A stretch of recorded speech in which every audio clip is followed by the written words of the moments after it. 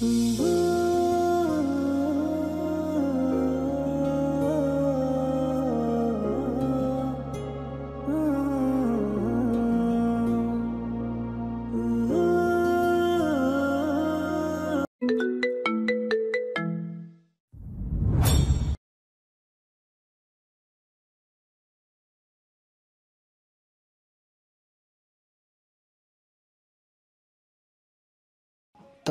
সবাই প্রস্তুত? একদম। আফ্রিদের কথায় নীরব সাথে সাথে সায় দিল। ইনি অবশ্য উঠবে না বলেছে। সে আগে থেকেই পাহাড়ের চূড়ায় গিয়ে সবার সাথে অপেক্ষা করছে। অনেকেই এভাবে উঠতে ভয় পাচ্ছে। মোট ৫ জন শুধু এভাবে রিস্ক নিতে সাহস করেছে। নীরাও শেষ মুহূর্তে এসে ভয় পাচ্ছে। ফেরিহা, তুই এটা করবি শিওর? হ্যাঁ, লাইফে সবসময় নতুন নতুন অভিজ্ঞতা থাকার দরকার। তুই কি ভয় পাচ্ছিস? অনেক। বেশি ভয় লাগলে উঠিস না। ঠিক বলেছিস, আমার দ্বারা হবে না। যদি এত উঁচা থেকে নিচে পড়ে যায় তখন?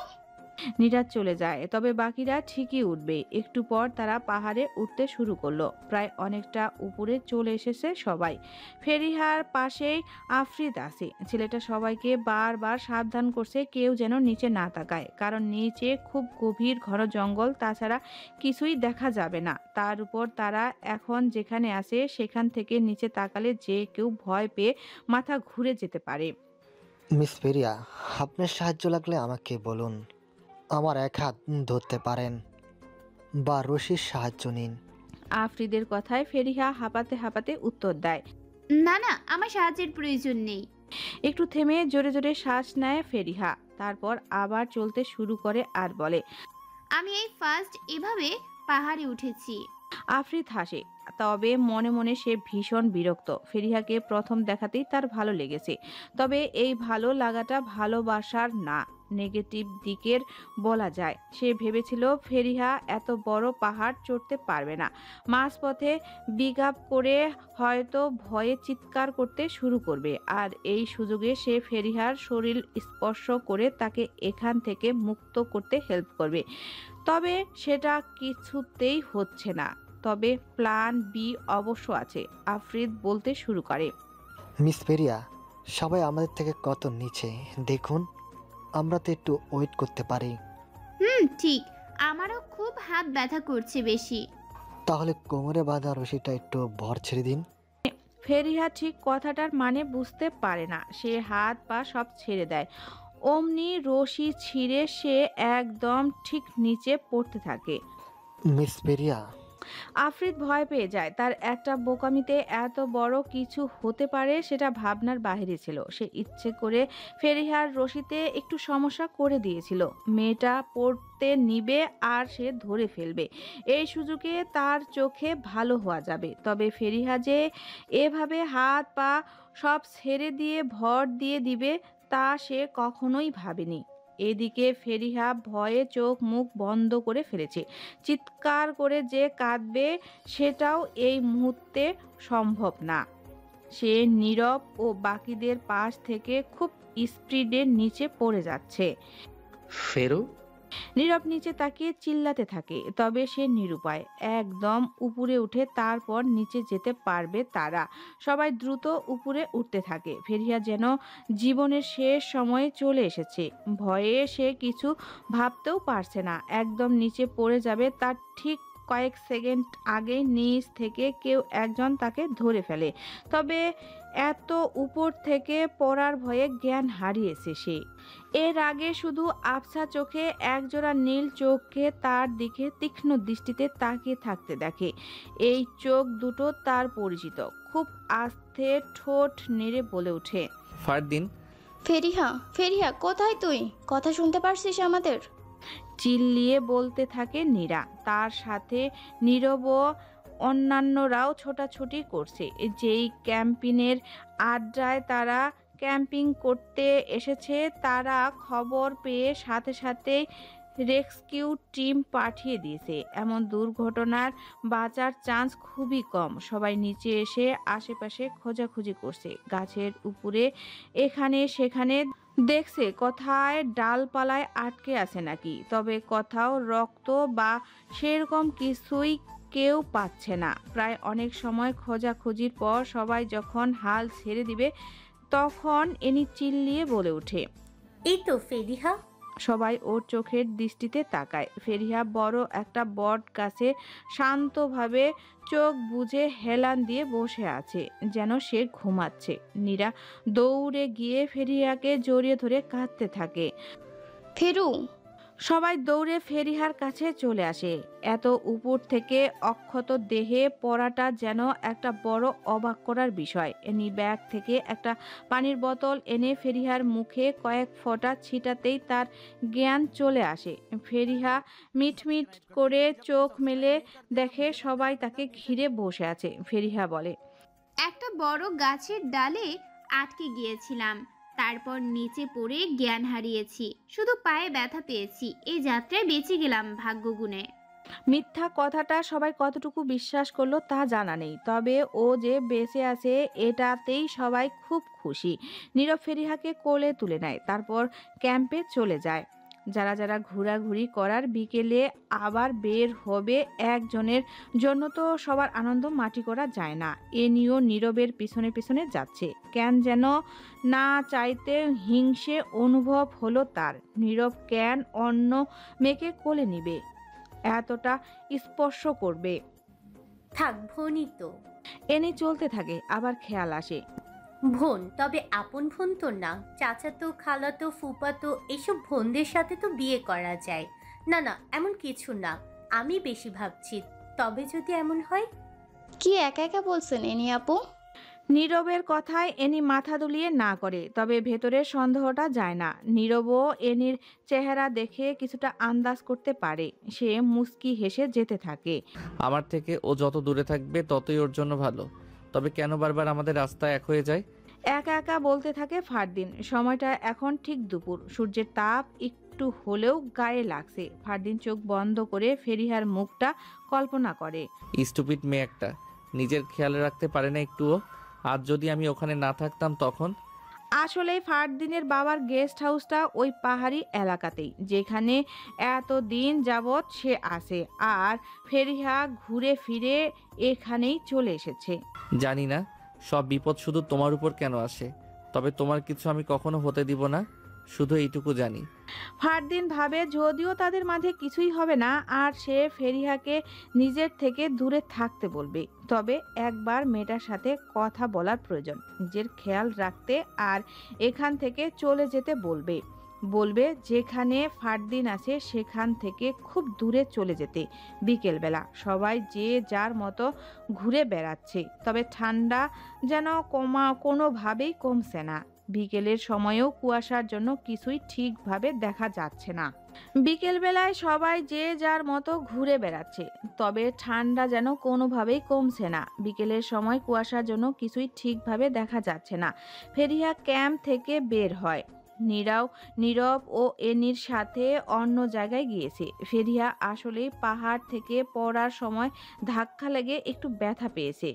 খুঁড়িয়ে খুঁড়িয়ে হাঁটতে হাঁটতে ফেরিহার কাছেই এক জঙ্গলে চলে যায়। যদিও একা এসব জায়গায় ট্যুরিস্টদের যাওয়া নিষেধ, তবুও ফেরিহা একাই চলতে শুরু করে, কারণ তার বারবার মনে হচ্ছে ফারদিন আশেপাশেই আছে, আর ফারদিন থাকতে তার কেউ কোনো ক্ষতি করতে পারবে না। ফেরিহা অনেকটা পথ চলে একটা ছোট্ট বাগান দেখতে পায়, চন্দ্রমল্লিকা ফুলের বাগান।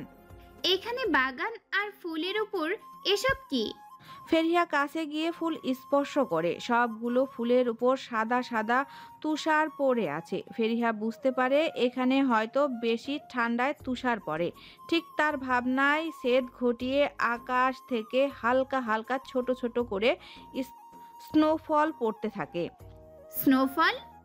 ফেরিহা জীবনে প্রথম স্নোফল উপভোগ করছে। শীতকালে পাহাড়ি এলাকার উঁচুর স্থানগুলোতে প্রায়ই স্নোফল হয়, তবে তা খুবই সামান্য। ফেরিহা দু হাত মেলে বাগানের ঠিক কাছে এসে দাঁড়ায়, দু হাত খুলে ঘুরতে থাকে। ভাগ্য ভালো হাঁটু অবধি ওয়াটার কোট পরে এসেছে একটা, ঠান্ডাও লাগছে খুব। ফেরিহা ঘুরে ঘুরে ফুল আর তুষারপাতের সৌন্দর্য উপভোগ করতে এতই ব্যস্ত হয়ে যায় যে সন্ধ্যা কখন হলো সে টেরই পায় না। এদিকে সন্ধ্যা হতেই চারিদিকে অন্ধকার নেমে আসে। ফেরিহা বুঝতে পারে সে একটা বড় ভুল করে ফেলেছে। না সে সাথে কোনো ফোন এনেছে, আর না আসার সময় গাছগুলোতে কোনো চিহ্ন দিয়েছে। ফিরবো কি করে আমি? একটা খোলা মাঠে সবাই বসে আড্ডা দিচ্ছে। ছোট ছোট স্টলে চা থেকে শুরু করে নানান গরম গরম খাবার ও জিনিস বিক্রি হচ্ছে, ছোটখাটো একটা মেলার মতো। এনি বসে বসে গরম চায়ের কাপে চুমুক দিচ্ছে। এই দুদিনে মানুষের খাবার ও পানীয় টেস্ট করতে করতে এনি যেন এসবের প্রেমে পড়ে গিয়েছে। মাঝে মাঝে ভাবে খুব সুন্দর হতো যদি সেও কোনো মানুষকে বিয়ে করে মানুষের মতো সাধারণ জীবন করতে পারত। একটা ছোট্ট গোছানো সংসার, বিয়ে, বাচ্চা, একটা নতুন জীবন। হঠাৎ এনি চোখ বুজে একা একা হেসে ওঠে। দূর, সেও এখন কল্পনা প্রেমিক হয়ে গিয়েছে। একটা কথা বলবো মিস এনি, যদি কিছু মনে না করেন। এনির ভাবনায় ছেদ ঘটিয়ে নীরব তার পাশের টুলে এসে বসে। তার হাতেও একটা চায়ের কাপ, মালাই চা। এনি নীরবের দিকে তাকিয়ে উত্তর দেয়, জি বলুন। আপনাকে আজকে খুব সুন্দর লাগছে, ঠিক বাঙালি সংসারী মেয়েদের মতো। নতুন বউ বউ একটা ফিল পাচ্ছি। এনি নীরবের কাছ থেকে প্রশংসা পেয়ে লজ্জায় মুখটা লাল বর্ণ করে ফেলে। কোনো উত্তর দিতে পারে না এনি। আজ সে একটা টকটকে লাল শাড়ি বাঙালি মেয়েদের মতো করে পরেছে, তার উপর সূর্যের আলোর দেখা না পাওয়ায় জাদুর কোটটাও পরতে হয়নি। চুলগুলো খোপা করে রেখেছে, কপালে ছোট্ট একটা কালো টিপ নীরা জোর করে পরিয়ে দিয়েছিল। এমনিতেই ফর্সা মুখ, তার উপর কালো টিপ, যে কারো মন ঝড় তুলতে বাধ্য। নীরব তো একজন সাধারণ পুরুষ মাত্র। নীরবের হঠাৎ কি হলো কি জানি, এনির একদম কাছে চলে আসে, এনির চোখে চোখ রাখে। নীরবের হঠাৎ এত কাছে আসায় এনির নিঃশ্বাস খুব ঘন ঘন হয়ে আসে, কাপা কাপা চোখের পাতাগুলো বন্ধ হয়ে আসে। নীরব এনির পেছনের চুলে হাত লাগায়, হঠাৎ একটা হেসকা টান দিয়ে খোপাটা খুলে ফেলে। খোলা চুলেই সুন্দর লাগবে। এনি কিছু বলে না। সে তো ভেবেছিল নীরব হয়তো তাকে এখন ভালোবাসার কথা বলবে, তবে সেই হয়তো বেশি ভেবেছিল। এনিকে চুপ থাকতে দেখে নীরবের একটু খারাপ লাগে। হয়তো তার এমন অধিকার খাটিয়ে স্পর্শ করা এনির পছন্দ হয়নি, তবে এতটা কাছে আসার সুযোগ তো সেই করে দিয়েছে। আই এম সরি, আমার নিজের লিমিট অতিক্রম করা ঠিক হয়নি। আসলে না না, আমি কিছু মনে করিনি। আপনি খুবই ব্যতিক্রম মিস এনি, আর কোনো ৮-১০টা মেয়ের মতো না। আপনাকে বোঝার সাধ্য আমার মতো বেখেয়াল আজব পাবলিকের নেই। আপনি মোটেও বেখেয়ালের না, ভীষণ ভালো, দায়িত্ববান। আমি কখনো নিজেকে তেমন ভাবিনি, তবে আপনি যেহেতু বলেছেন, এখন আমি পৃথিবীর সবচেয়ে দায়িত্ববান ও ভাগ্যবান পুরুষ। এনি মুস্কি হাসে। নীরব তার মুখের দিকে মাথা নুয়ে বলে, এভাবে হাসবেন না ম্যাডাম, এই বুকে এত ধৈর্য নেই। এনি লজ্জা পেয়ে বলে ওঠে, গেলাম আমি, আপনি থাকেন তো, শয়তান একটা। নীরব হাসতে থাকে। এনির এই কথায় যতটা লজ্জা মেশানো ছিল ততটাই ছিল প্রেমিকা প্রেমিকা ভাব। সদ্য প্রেমে পড়া প্রেমিকার একটু নেকামি। নীরব একা একাই ধীর গলায় বলে ওঠে, আপনি প্রেমে পড়ে গিয়েছেন মিস এনি। কংগ্রেচুলেশন নীরব, তুই দুনিয়ার সবচেয়ে সুন্দর ও ভালো মেয়েটাকে পেতে যাচ্ছিস। ফারদিন একটা সাদা গেঞ্জি আর ট্রাউজার পরে রাতের অন্ধকারে জঙ্গলে হাঁটছে। ভ্যাম্পায়ার হওয়ার সুবাদে তার চোখে সব কিছুই পরিষ্কার। একটু আগে তুষারপাত হতে দেখে তার মনে হলো এখন বাগানে যাওয়া দরকার। এই বাগানের ফুলগুলোর কিছু বিশেষত্ব আছে, সেগুলো সাধারণ চন্দ্রমল্লিকা না, জাদুর চন্দ্রমল্লিকা। সব ফুলগুলোর চারপাশ জুড়ে প্রায়ই তুষারপাত হতে থাকে সারা বছরই। এই একটা ফুলের জাতি আছে যেটা ভ্যাম্পায়াররা সহ্য করতে পারে। এই ফুলগুলো বিশেষ জাদুর শক্তি দিয়ে জন্মানো। কোনো ভ্যাম্পায়ার কোনো কারণে আহত হলে কাটা স্থানে এই ফুলগুলো দিলে তা সেরে যায়। ফারদিন হেঁটে হেঁটে কিছু দূর বাগানে এসে পৌঁছায়। সাথে আনা ঝুড়িটাতে একটা একটা ফুল ছিঁড়ে নিতে থাকে। একটু ভিড়ের দিকে গিয়ে ফুল ছিঁড়তে থাকে। একটু আগেই ভীষণ তুষারপাত হওয়ায় ফুলগুলোর উপর অনেক তুষার জমে আছে। তখনই চোখে পড়ে বাগানের মাঝে প্রায় ঠান্ডায় অসুস্থ হয়ে নিচে পড়ে থাকা ফেরিহার উপর। দৌড়ে ফেরিহার কাছে গিয়ে মাথাটা উঠিয়ে কোলে নেয়। ফেরিহা, এই ফেরিহা, এই যে এখানে তাকাও। ঠিক আছো তুমি? হুম। কিসের হুম? ঠান্ডায় কথা অবধি বলতে পারছো না, নড়তে পারছো না, আর একটু পর তো জমে বরফ হয়ে যেতে। সমস্যা কি তোমার? সবসময় তুমি কেন ঝামেলায় পড়ো বলো তো? ফেরিহা জবাব দিতে পারে না। খুব করে বলতে ইচ্ছা করছে, এই জন্য হলেও তো আপনার দেখা পাই, একটু ছোঁয়া পাই। তবে মুখ দিয়ে কোনো আওয়াজ বের হয় না, শুধু দাঁতে দাঁত লেগে ঠান্ডা কাঁপতে থাকে। ফারদিন ফেরিহাকে কোলে তুলে নেয়। এখন গেস্ট হাউসে নিয়ে যেতে হবে। চলো আমার সাথে, তোমাকে ঠিক করব আমি। সময়টা এখন ঠিক রাত। পুরো শুনশান জঙ্গলের মাঝে প্রকাণ্ড একটা গেস্ট হাউসে একা দাঁড়িয়ে আছে। চারপাশে ঘন অন্ধকারে আচ্ছন্ন। শুধু দোতলায় একটা রুম থেকে কিছুটা আলো বেরিয়ে আসতে দেখা যাচ্ছে। গেস্ট হাউসের দোতলায় একটা রুম থেকে ধোঁয়া বের হচ্ছে। আগুন জ্বলছে কিছু একটাতে, তবে সেটা ছড়িয়ে পড়ছে না। পুরনো বাংলোর আদলে তৈরি করা বাড়িটির দোতলার রুমের সামনে খুব বড় বারান্দা, সেখান থেকেই ধোঁয়া উড়ে যাচ্ছে।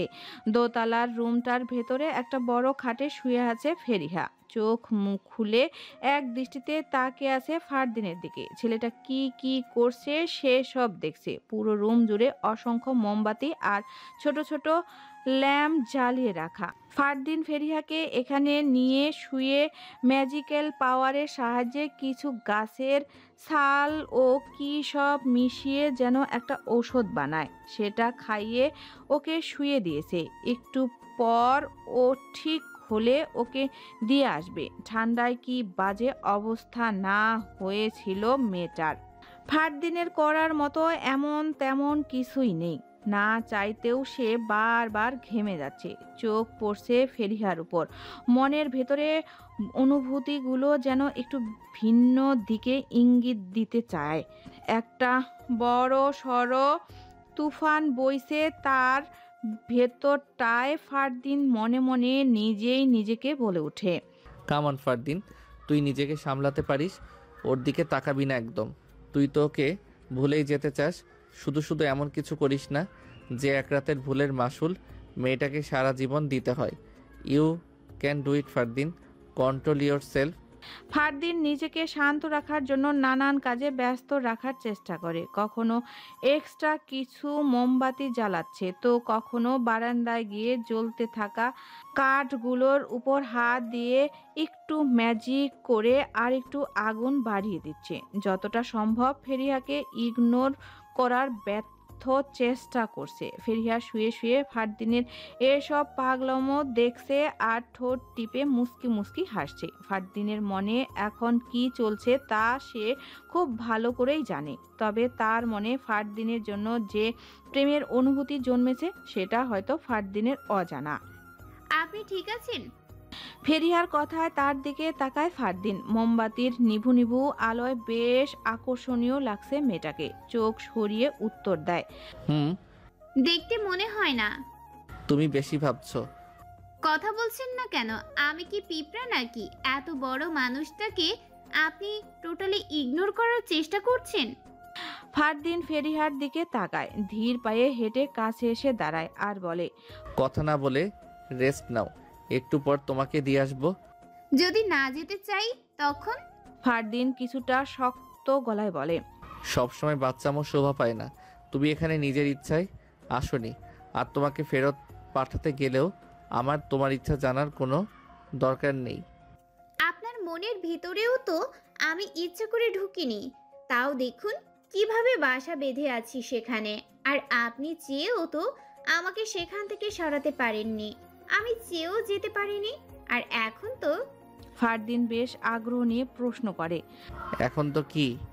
যদি বলি আমি যেতে চাচ্ছি না আপনার থেকে দূরে, তখন রাখবেন আমাকে সারা জীবন?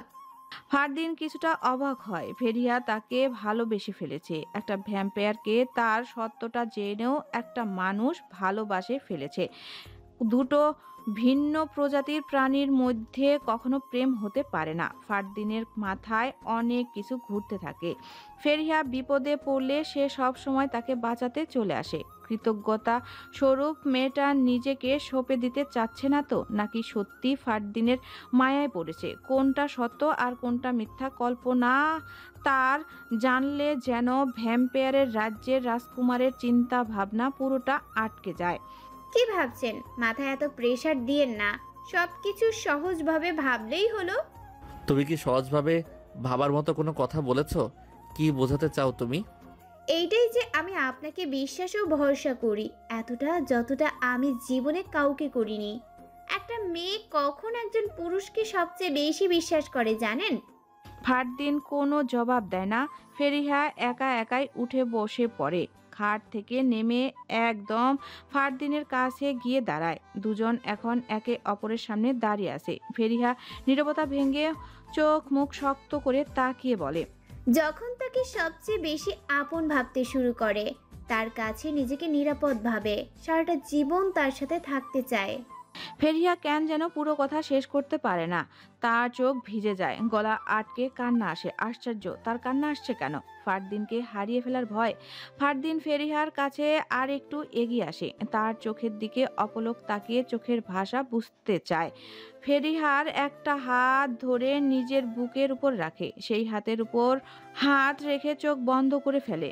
ফেরিহার মনের অবাক্ত প্রতিটা কথা অনুভব করতে থাকে। ফেরিহা ফারদিনের বুকে হাত রেখে তার ভেতরের প্রতিটা স্পন্দন বুঝতে পারে। ফারদিন হঠাৎ চোখ খুলে ফেরিহাকে জড়িয়ে ধরে। ফেরিহা ফারদিনের বুকে মাথা রাখে।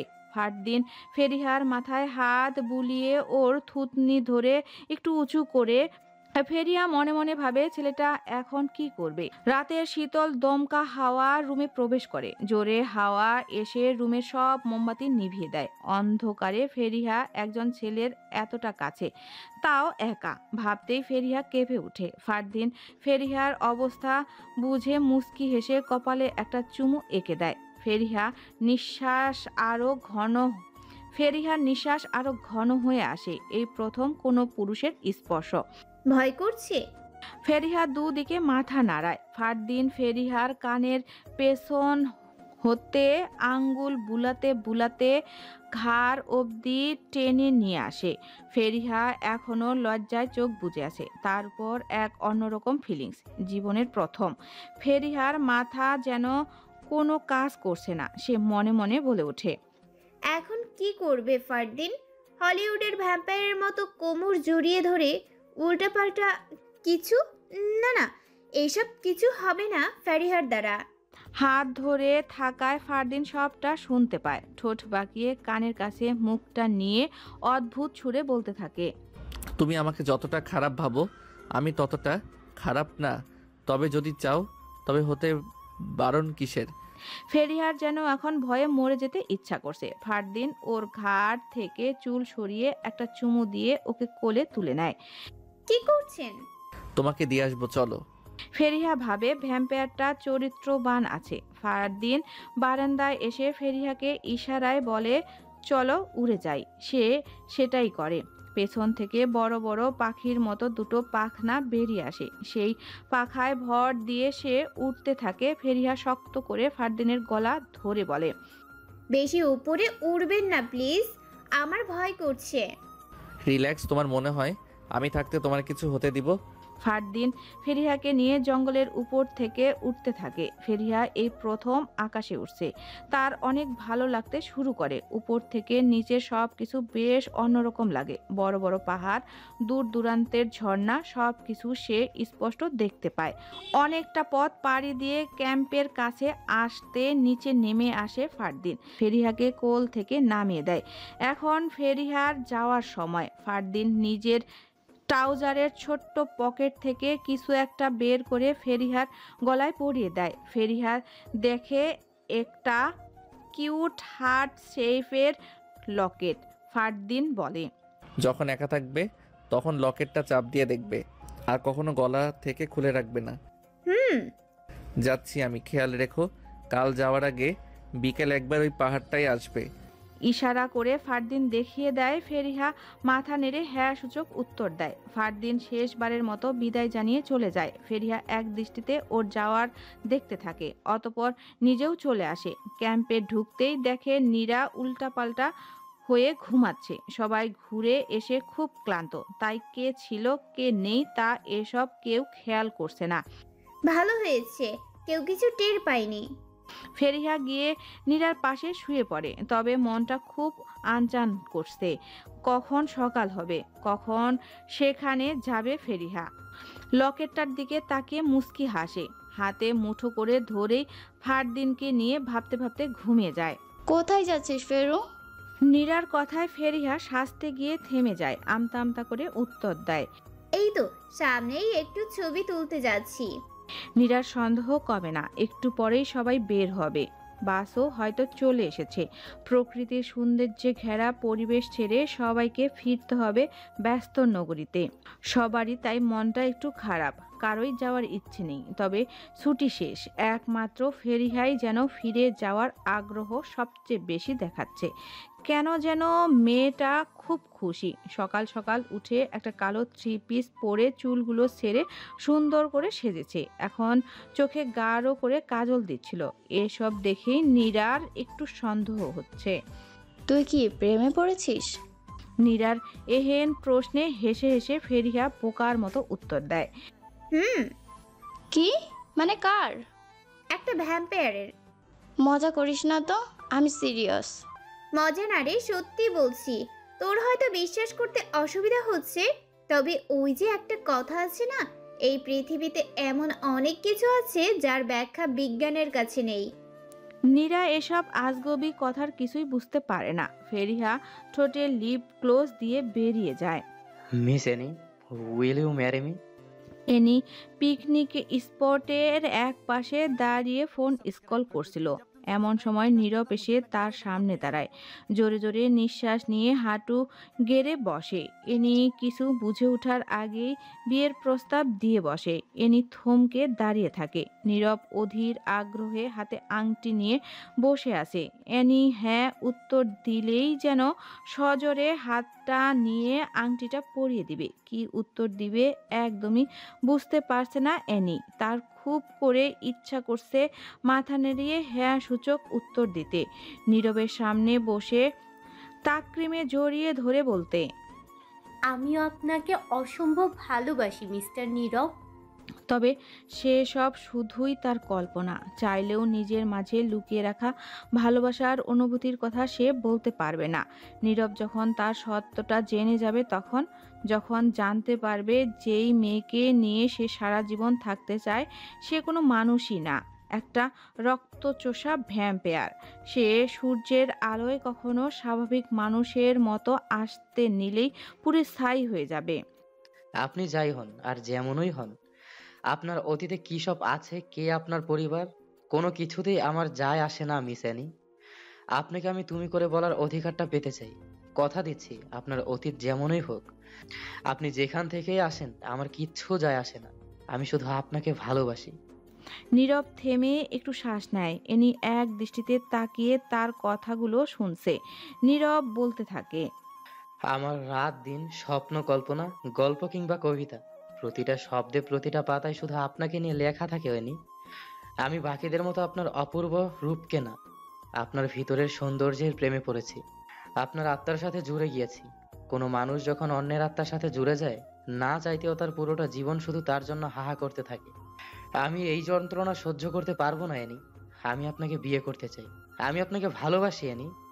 এনি এক পা দু পা করে পিছাতে থাকে। নীরব এনিকে পিছিয়ে যেতে দেখে বুঝে যায় এনি কোনো উত্তর দেবে না, সে পালিয়ে যাবে, যেমনটা সে সব সময় নিজের অস্তিত্ব থেকে পালাতো। এনি উল্টো হয়ে দৌড়ে বাসের দিকে চলে যায়। নীরব এনিকে পেছন থেকে ডাকতে থাকে, তবে এনি থামে না, যেন একবার ঘুরে তাকালেই সে সব সত্যটা বলে দিবে। সে চায় না কেউ কিছু জানুক, সে চায় না তার মতো একটা জানোয়ারের জন্য নীরবের কোনো ক্ষতি হোক। এনি দৌড়ে গিয়ে বাসে উঠে যায়। এখনো কেউ বাসে আসেনি। একদম পেছনের কোণার দিকে বসে চিৎকার করে কাঁদতে থাকে, মুখ চেপে ধরে যেন আওয়াজ আর বাহিরে না যায়। কাঁদতে কাঁদতে বলে, আল্লাহ, আমি কেন মানুষ হলাম না? আমাকে কেন তুমি এমন কিছু বানালে যার জন্য আমি আমার ভালোবাসার মানুষটাকে পাচ্ছি না? কেন? এনির খুব কষ্ট হয়, কাঁদতে কাঁদতে তার গলার শ্বাস আটকে যাওয়ার মতো অবস্থা। এইদিকে নীরব হেরে যাওয়ার ছেলে না, সে জানে কেন এনি এমন করছে। এনি যে একটা সুন্দরী ভ্যাম্পায়ার সেটাও সে জেনে গিয়েছে। মেয়েটা সুন্দরী হলেও ভীষণ বোকা। নীরবের মতো অন্য কেউই তার এত কাছে থাকলে ঠিকই সবটা বুঝে যেত। নীরব এনিকে খুঁজতে থাকে। প্রথমে ক্যাম্পের এসে সবার কাছে এনির কথা জিজ্ঞাসা করছে, তাকে কোথাও না পেয়ে খেয়াল হলো ক্যাম্পে তার ব্যাগটাও নেই। নীরব বুঝে ফেলে মেয়েটা কোথায়, দৌড়ে বাসের কাছে চলে আসে। এখনো কেউ এদিকটায় আসেনি। নীরব বাসে চড়ে এনিকে খুঁজতে খুঁজতে পেছনের সিটে গিয়ে দেখে এনি এর অবস্থা খুব খারাপ। এইটুকু সময়ের ভেতরে কান্না করতে করতে মেয়েটা চোখ মুখ লাল করে ফেলেছে। বেশি ফর্সা মানুষ কাঁদলে যা হয়। নীরব গিয়ে এনির পাশের সিটটায় বসে ওকে জড়িয়ে ধরে, মাথায় হাত বুলিয়ে যতটা সম্ভব ওকে শান্ত করে আঁকড়ে ধরে ঠান্ডা রাখার চেষ্টা করে। এনি থামো, চুপ করো প্লিজ। আর কান্না করো না। আমি জানি তুমি কেন কাঁদছো। তোমাকে কোনো কিছুই নিয়েই ভাবতে হবে না। থামো প্লিজ। এনি নীরবের কথার মানে বুঝতে পারে না, আরো জোর গলায় কাঁদতে কাঁদতে মাথা উঠিয়ে নীরবের দিকে তাকায়, যেন চোখ দিয়ে বলতে চাচ্ছে, আমি শেষ হয়ে যাচ্ছি নীরব, আমাকে নিজের করে নিন প্লিজ। আমি আপনাকে হারিয়ে ফেলতে চাই না।